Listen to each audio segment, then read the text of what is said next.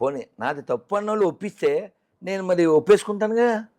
అర్థమైందా? అయితే ఇప్పుడు చాలా మంది కూడా నా పేరు ఇది, ఇప్పుడు నేను కూడా మీతో పాటు ఇప్పుడు మీరు వచ్చారు చూడండి, కొన్ని క్వశ్చన్స్ ఇచ్చి అడగండి, నేను సమాధానాలు చెప్తా, నన్ను మార్చండి. ఆ క్వశ్చన్స్కి నేను సమాధానం చెప్తా అని చెప్పి వచ్చిన ప్రతి ఒక్కరిని కూడా రాధా మనోహర్ దాస్ గారు రివర్స్ చేస్తున్నారు, అంటే వెనక్కి పంపించేస్తున్నారు.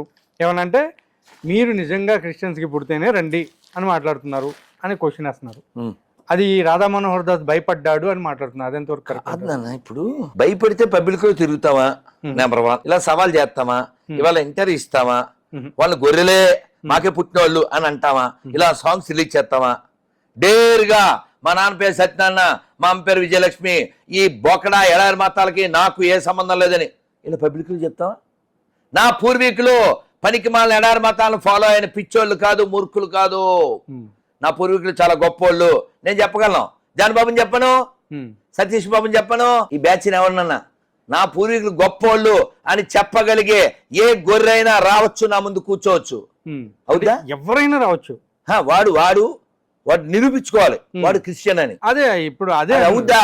అదే అది అవుద్దా? అది చచ్చిపోవాలి, అది మళ్ళీ పుట్టాలి. మళ్ళీ పుట్టాలా?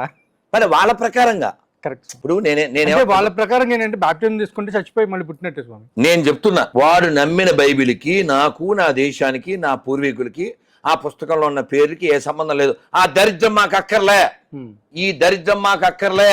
నేను చెప్తున్నా, వాడు చెప్పాలి హిందూ మతంలో పేర్లు మాకు అక్కర్లేదు, నా పూర్వీకులు హిందువులు కాదు చెప్పాలి. వాడు చెప్తాడా? ఎందుకు చెప్పడు? మాకే పుట్టాడు కాబట్టి. వాడికో పేరు